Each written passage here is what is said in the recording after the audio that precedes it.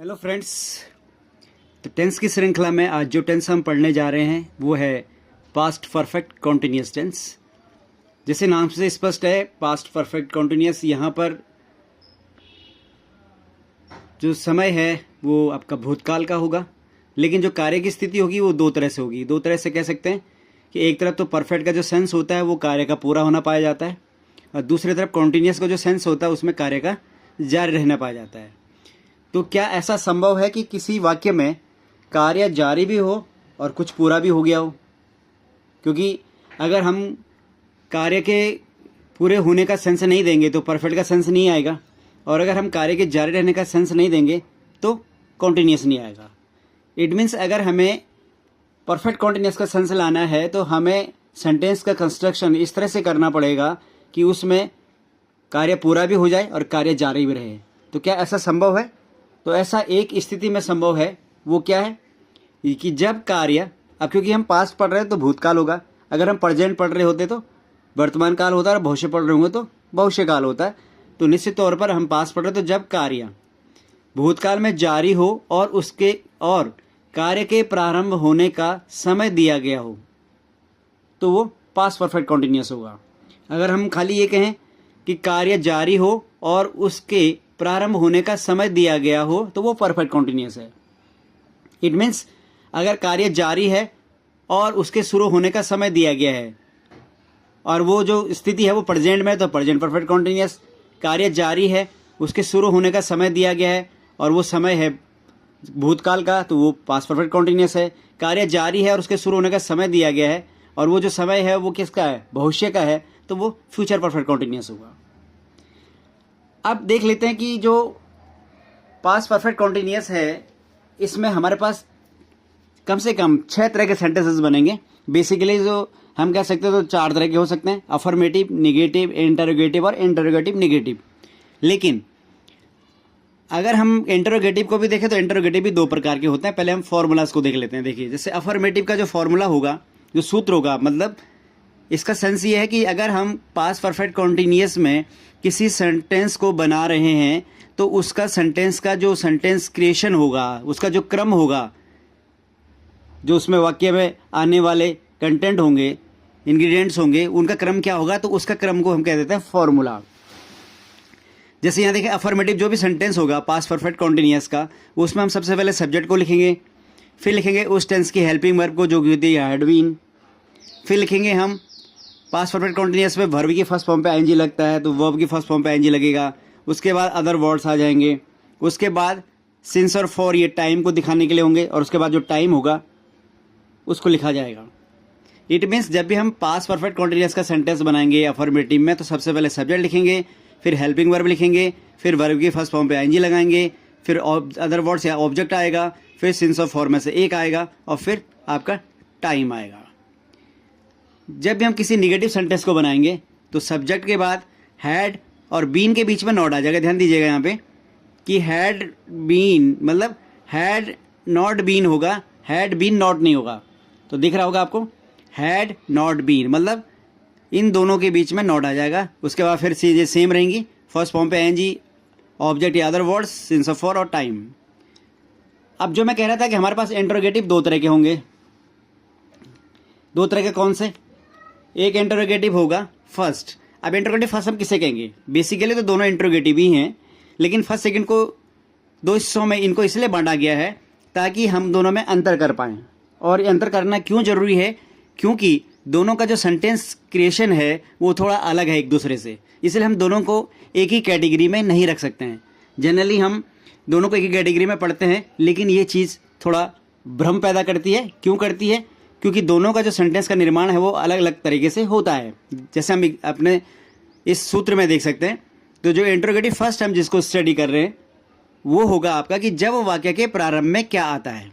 It means जब भी किसी सेंटेंस के प्रारंभ में क्या आएगा तो उसका सेंटेंस को बनाने का तरीका ये होता है कि सबसे पहले इस तरह के वाक्यों में हम सबसे पहले उस टेंस की हेल्पिंग वर्ब को इंट्रोड्यूस करते हैं। उसके बाद सब्जेक्ट आएगा, फिर जो दूसरी हेल्पिंग वर्ब बची थी बीन, उसको लिखा जाएगा। फिर वही जो बाकी सेम प्रोसेस है, वर्ब की फर्स्ट फॉर्म पे आईएनजी आएगी, अदर वर्ड्स या ऑब्जेक्ट आएगा, सिंस और फॉर, और उसके बाद टाइम आएगा। ये बात मैं क्यों कह रहा हूँ, क्योंकि आपको दूसरे सेंटेंस और जो फॉर्मूला हमारे पास उसको देखा है, इंट्रोगेटिव सेकंड जिसे हम कह रहे हैं। इसमें क्या हो रहा है देखिए कि जब वाक्य के बीच में क्यों, कब, कैसे, कहाँ आदि आते हैं। अब इसको अलग क्यों कहा हमने, इसलिए कहा क्योंकि जब वाक्य के प्रारंभ में क्या आता है तो सबसे पहले क्या आता है, हेल्पिंग वर्ब। लेकिन जब वाक्य के बीच में क्यों, कब, कैसे आता है, ये भी इंट्रोगेटिव है, लेकिन कंडीशन में थोड़ा चेंज है। वो ये कि जब वाक्य के प्रारंभ में हेल्पिंग वर्ब आएगी तो इसका मतलब वाक्य के प्रारंभ में हिंदी में क्या आया होगा। लेकिन जब वाक्य के बीच में प्रश्नवाचक शब्द आएगा तो सबसे पहले उसी की इंग्लिश को लिखा जाएगा। जैसे क्यों की इंग्लिश सबसे पहले आएगी, फिर कब आएगा की इंग्लिश आएगी, फिर कैसे की, ऐसे और भी जो इंट्रोगेटिव वर्ड होते हैं, कहाँ इत्यादि, ऐसे उसकी इंग्लिश को लिखा जाएगा। और उसके लिए हम दिखाते हैं WH। WH क्यों कहते हैं, क्योंकि इनमें से मैक्सिमम की स्पेलिंग जो होती है वो WH से शुरू होती है, तो इनमें WH कॉमन है। जैसे क्यों की अंग्रेजी क्या होती है, वाई, WH आ गया। कब की इंग्लिश क्या होती है, व्हेन, WH आ गया। ठीक है, इस तरह से कहाँ की इंग्लिश क्या होती है, वेयर, उसमें क्या आ गया, WH आ गया। तो अधिकांश जो सेंटेंस हैं उनके प्रारंभ में क्योंकि WH आता है, इसलिए इसको शॉर्ट फॉर्म में WH लिख देते हैं, क्योंकि ज़्यादातर प्रश्नवाचक शब्द जो वाक्य के बीच में आते हैं उनकी स्पेलिंग WH से शुरू होती है। तो क्योंकि इन प्रश्नवाचक शब्दों में WH कॉमन होता है, इसलिए उसको WH से दिखाया जाता है। और उसके बाद आएगी हेल्पिंग वर्ब। देखिए अंतर, अगर वाक्य के प्रारंभ में क्या आया है तो सबसे पहले हेल्पिंग वर्ब आएगी, लेकिन अगर वाक्य के बीच में कोई क्यों, कब, इंट्रोगेटिव वर्ड आया है तो सबसे पहले वो ही आएगा और उसके बाद आएगा हेल्पिंग वर्ब हैड। तो देखिएगा आपको दोनों में अंतर दिख रहा होगा, इसीलिए दोनों इंट्रोगेटिव को हमको अलग अलग स्टडी करना पड़ेगा। उसके बाद आएगा सब्जेक्ट, फिर बीन, वर्ब की फर्स्ट फॉर्म पे ING, ऑब्जेक्ट या अदर वर्ड्स, सिंस और फॉर, उसके बाद टाइम। अब इसी तरह से इंट्रोगेटिव अगर दो तरह के हैं तो इंट्रोगेटिव नेगेटिव भी दो तरह के ही होंगे, उनको भी देख लेते हैं फॉर्मूलाज को। और अगर आपको दिख रहा होगा तो ये इसमें क्या आएगा, क्योंकि इंट्रोगेटिव मतलब प्रश्न के साथ में ना भी है, नहीं भी है, तो इसमें प्रश्नवाचक का भी सेंस आना चाहिए और नहीं का भी सेंस आना चाहिए। तो इस तरह के सेंटेंसेस को ट्रांसलेट करते समय हम किस क्रम में रखेंगे सेंटेंस को, तो ये फर्स्ट की बात कर रहे हैं। आप फर्स्ट आप समझ रहे होंगे, फर्स्ट से तात्पर्य है कि जब वाक्य के प्रारंभ में क्या आता है। तो हमने पहले भी स्टडी किया कि जब वाक्य के प्रारंभ में क्या आएगा तो सबसे पहले हेल्पिंग वर्ब को लिखा जाएगा। तो हेड आ गया, सब्जेक्ट, अब क्योंकि इसमें नहीं भी है, नेगेटिव है, तो नॉट की स्थिति क्या होगी, तो नॉट की स्थिति किसके बाद आएगी, सब्जेक्ट के बाद, हेड, सब्जेक्ट, नॉट, बीन। अगर आप ध्यान से देखें तो अभी भी ये हेड और बीन के बीच में ही है नॉट, जैसे नेगेटिव में था। उसके बाद वर्ब की फर्स्ट फॉर्म पे ING, ऑब्जेक्ट या अदर वर्ड्स, सिंस या फॉर, और उसके बाद टाइम। और इंट्रोगेटिव सेकंड मतलब जब वाक्य के बीच में क्यों, कब, कैसे आते हैं और साथ में सेंटेंस में नहीं भी होगा। तो अगर इस तरह के वाक्यों को हमें इंग्लिश में ट्रांसलेट करना है तो उसका क्रम क्या होगा, सबसे पहले WH जो हम देख चुके हैं पहले, उसके बाद हेड, उसके बाद सब्जेक्ट, उसके बाद नॉट, उसके बाद बीन। यहाँ भी आप देखेंगे तो हेड और बीन के बीच में ही नॉट है। उसके बाद वर्ब की फर्स्ट फॉर्म पे ING, ऑब्जेक्ट या अदर वर्ड्स, सिंस या फॉर, और उसके बाद टाइम। तो ये जो 6 तरह के सेंटेंसेस हमारे सामने आए, इनका जो ट्रांसलेशन का क्रम है वो इस तरह से होगा। अब इसमें एक नई चीज़ जो आपको इस सूत्र में दिख रही होगी वो है सिंस और फॉर। सिंस और फॉर को यूज किया गया है। तो सिंस और फॉर को कैसे यूज करेंगे, कहाँ पर सिंस आएगा और कहाँ पर फॉर आएगा, ये जानने वाली बात है। तो उसका तरीका क्या है कि अगर हमें सिंस का यूज करना है और फॉर का यूज करना है तो ये टेबल आपके सामने दी गई है। इस टेबल को अगर आप स्टडी करेंगे तो पाएंगे कि सिंस का जो यूज करते हैं वो पॉइंट ऑफ टाइम के लिए करते हैं। पॉइंट ऑफ टाइम का मतलब होता है कि समय का कोई बिंदु, और फॉर का यूज होता है पीरियड ऑफ टाइम के लिए। पीरियड ऑफ टाइम से मतलब होता है अवधि। अब बिंदु और अवधि में क्या अंतर है, इसका मतलब जो बिंदु होता है वो हमें किसी बिना किसी कैलकुलेशन के मिलता है। मतलब किसी पॉइंट को फाइंड आउट करने के लिए, समय के, यहाँ पर बात समय की हो रही है, समय के किसी बिंदु को फाइंड आउट करने के लिए हमें कैलकुलेशन नहीं करनी होती है। उसका बिंदु पहले से ही कहीं पर निश्चित होता है, जैसे घड़ी में भी निश्चित होता है। इसीलिए इसको निश्चित समय भी कहा जाता है। और पीरियड ऑफ टाइम के लिए कैलकुलेशन करनी होती है, जोड़ घटाना करना पड़ता है, क्योंकि इसमें जोड़ घटाना करना पड़ता है। और जब तक हम जोड़ घटाना नहीं करेंगे तब तक हमारी अवधि नहीं निकलेगी। तो अवधि निकालने के लिए जो हम कैलकुलेशन करेंगे उससे ये समय निकलेगा। इसीलिए पीरियड ऑफ टाइम इसको कहा जाता है, और इसीलिए इसको क्या कहा जाता है, अनिश्चित समय। अब थोड़ा सा मोटे मोटा अगर दिमाग में रखना तो उसका तरीका क्या है कि पॉइंट ऑफ टाइम कौन कौन सा है, जहाँ ओ क्लॉक आएगा, जहाँ बजे आएगा किसी समय, जैसे 1 बजे, 2 बजे, 3 बजे, 4 बजे, ऐसे 12 बजे तक उसके पॉइंट बने होते हैं। तो यहाँ पर हम सिंस लगाएंगे। डेट, जैसे आपने कहा कोई डेट है 12 मार्च, 13 मार्च, 14 मार्च, ठीक है, 1 अप्रैल, 2 अप्रैल, 3 अप्रैल, मई, जून, 1 मई, 2 मई, इनमें भी क्या आएगा सिंस। डे, जैसे संडे, मंडे, आपका पूरा का पूरा जो आपका वीक के होते हैं, डेज होते हैं, उन सब के नाम। ईयर, मतलब जैसे लाइक ये 2025 चल रहा है, 2024, 2026, जो भी आपका ईयर होगा इन सब में क्या आएगा सिंस आएगा। Morning, since morning, since evening, since night, इनमें भी क्या आएगा सिंस आएगा। तो डेट समझ गए होंगे आप।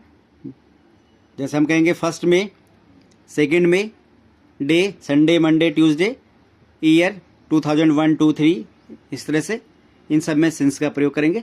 और फॉर का प्रयोग करेंगे पीरियड ऑफ टाइम का। इसका सबसे अच्छा तरीका है जो समय की सबसे छोटी इकाई सेकेंड, ठीक है, सबसे छोटी मतलब जो हम स्टडी करते हैं घड़ी के हिसाब से, उसके आधार पर कह रहा हूँ। तो सेकेंड का आपके पास होता है, तो सेकेंड क्या है पीरियड ऑफ टाइम है, क्योंकि ये भी दो समयों के बीच का अंतर है।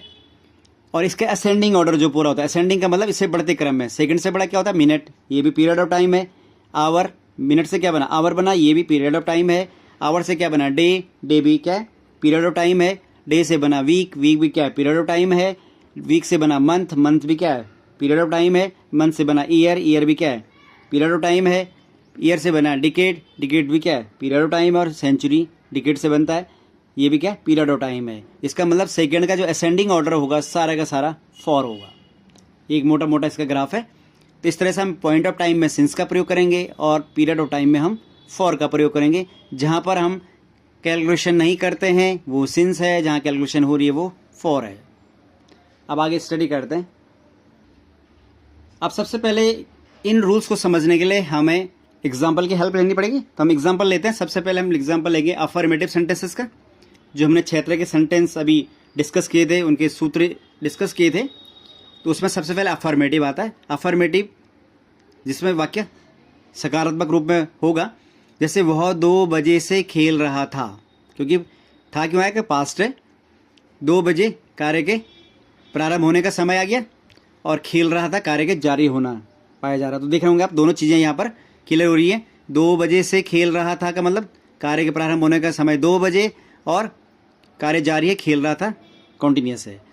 अब अफर्मेटिव का सूत्र जो हमने देखा था क्या था, सबसे पहले सब्जेक्ट आएगा, उसके बाद हेल्पिंग वर्ब आएगी, पास्ट परफेक्ट कॉन्टिन्यूस की हेल्पिंग वर्ब हैड बीन होती है, उसके बाद वर्ब की फर्स्ट फॉर्म पे I N G, object other word since for और टाइम। अब हम इस सेंटेंस को सूत्र में रखेंगे। सबसे पहले सब्जेक्ट को लिखा जाएगा, तो आ गया ही, वो की अंग्रेजी क्या होती ही। उसके बाद हमें क्या लिखना है हेल्पिंग वर्ब हैड बीन, तो यहाँ पर हैड बीन आएगा क्योंकि यहाँ पर एक ही हेल्पिंग वर्ब है हमारे पास, चाहे एक वचन हो चाहे बहुवचन हो। तो यहाँ पर हमारे पास ये प्रॉब्लम नहीं है कि सिंगुलर नंबर में क्या आएगा और प्लूरल नंबर में क्या आएगा। चाहे हमारा कर्ता एक वचन हो चाहे बहुवचन हो, दोनों स्थितियों में हैड बीन का ही प्रयोग होगा। तो हैड बीन आ गया। उसके बाद वर्ब की फर्स्ट फॉर्म पे आईएनजी, खेलने को बोलते हैं प्ले, प्ले की फर्स्ट फॉर्म पे आईएनजी लग जाएगा प्लेइंग। उसके बाद ऑब्जेक्ट यहाँ पे है नहीं, इसलिए इसको जगह को छोड़ दिया गया है। उसके बाद सिंस और फॉर में से आएगा। तो 2 बजे क्या है पॉइंट ऑफ टाइम है, क्योंकि एक निश्चित समय एक बिंदु है, इसके लिए किसी कैलकुलेशन की जरूरत नहीं होती है, इसलिए यहाँ पे सिंस आ गया 2 o'clock। और दूसरा जो वाक्य है वो है वह 2 घंटे से फुटबॉल खेल रहा था। यहाँ पर 2 चीज़ें बदली गई हैं। एक तो यहाँ पर जो कार्य के प्रारंभ होने का समय था उसका रूप थोड़ा चेंज किया गया है, और दूसरा इसमें ऑब्जेक्ट को भी इंट्रोड्यूस किया गया है फुटबॉल को।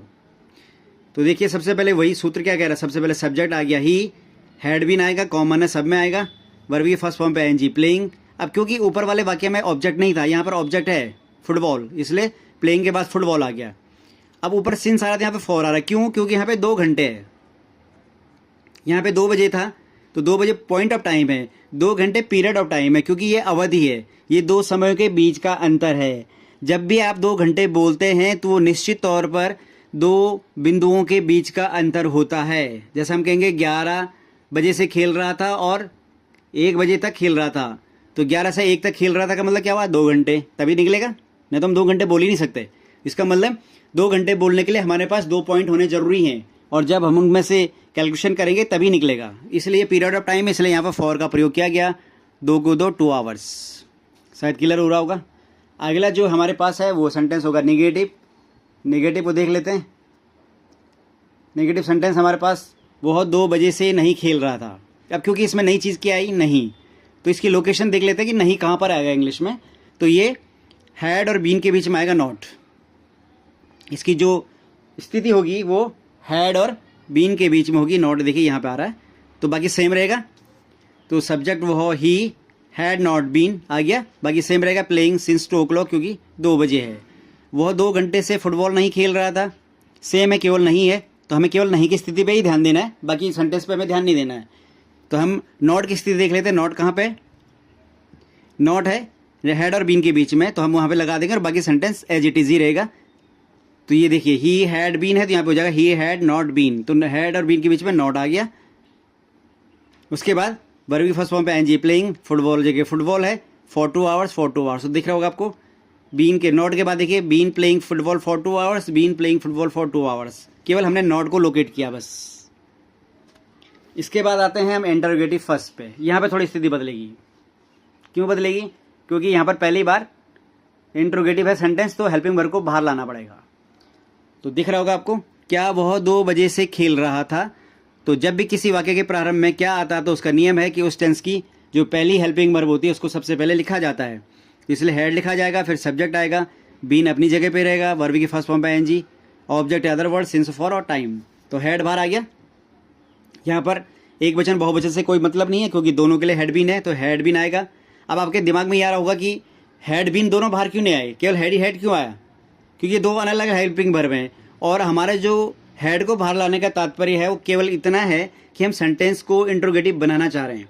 तो अगर हमारे हेड से ही सेंटेंस इंट्रोगेटिव बन जाता है और जो हमारा श्रोता है, जो हमारा पढ़ने वाला है, अगर वो समझ जाता है कि किसी वाक्य के प्रारंभ में अगर हेल्पिंग वर्ब आ गई है तो वो इंट्रोगेटिव हो गया, तो 2 को लाने की जरूरत नहीं है। जैसे अगर किसी काम को एक आदमी कर सकता है तो उसके लिए 2 लोगों की आवश्यकता नहीं है, वो आपका एनर्जी का मिसयूज हो गया। तो वैसे यहाँ पर अगर हमारा प्रश्नवाचक भाव हेड से ही क्लियर हो रहा है तो उससे काम चल जाएगा। दूसरा कारण इसका ये है कि यहाँ पर तो चलो 2 हेल्पिंग वर्ब हैं, लेकिन बहुत सारे ऐसे सेंटेंसेस होते हैं जहाँ पर एक ही हेल्पिंग वर्ब होती है, तो वहाँ पर हम फिर क्या करेंगे।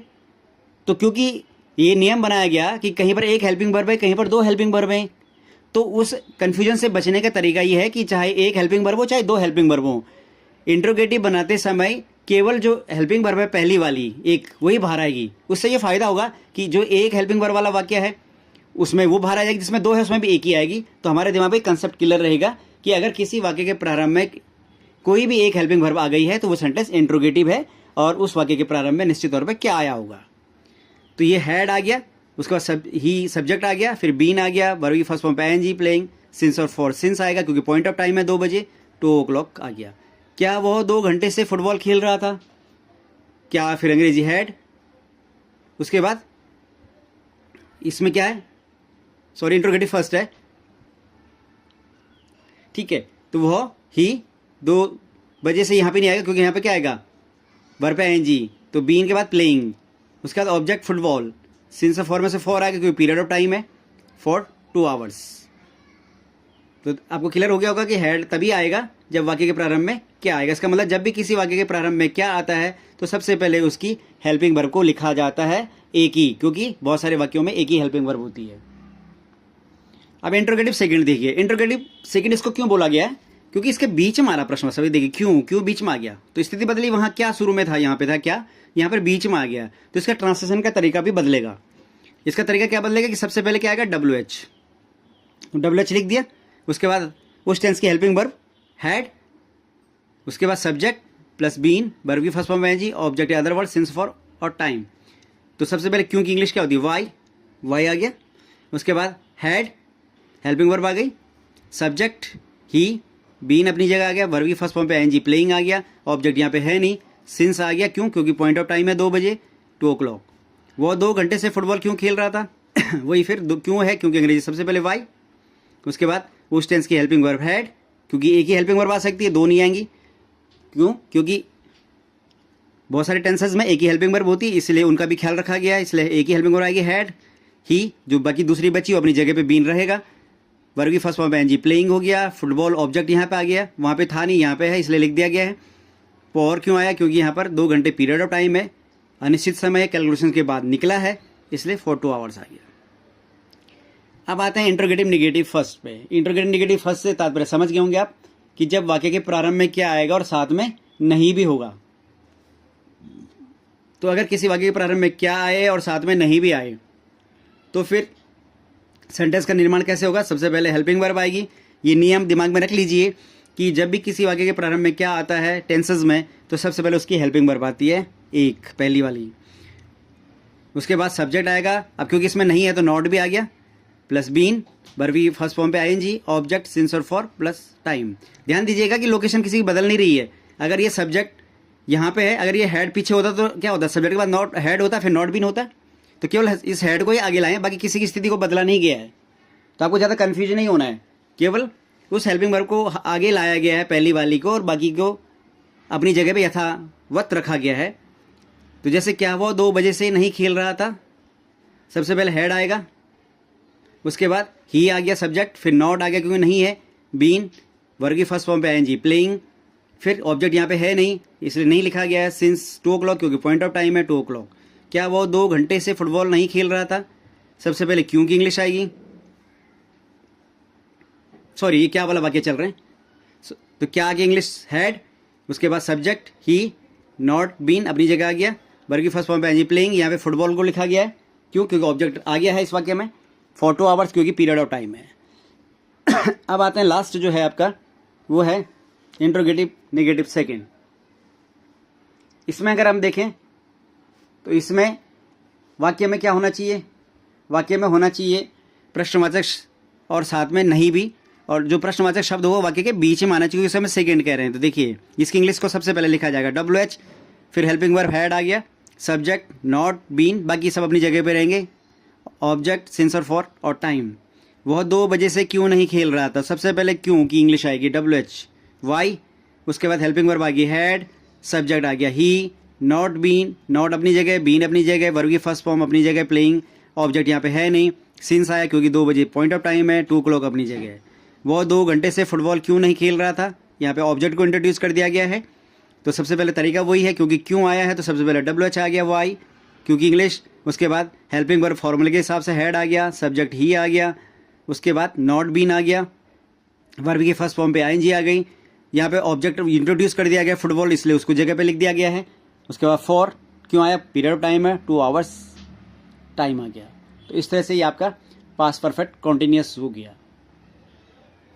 Thank you.